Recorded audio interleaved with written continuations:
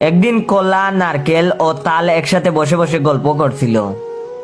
তাদের মাঝে তাল বলল, আজ সবাই আমাদের দুঃখের কথা শুনবো। তারপরে সবাই বলল ঠিক আছে। নারিকেল বলল, তা তাল আগে তোর দুঃখের কথা বল, দেখি তোর কত দুঃখ আছে। তখন তাল বলল, আচ্ছা বলছি, মনোযোগ দিয়ে শুন সবাই।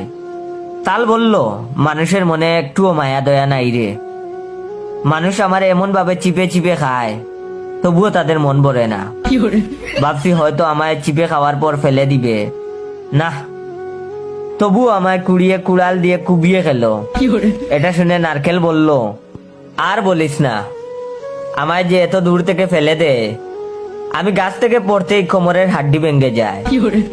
এরপরে খান ধরে তুলে নিয়ে আমায় আষাঢ় দিয়ে মাথা ফাটিয়ে খায়। তো এবার কলার পালা। তখন কলা বলল, আমার মান সম্মান বলতে কিছু নাই রে ভাই। আমায় যখন খাওয়া শুরু করে, আমার কাপড় খুইলা খায়।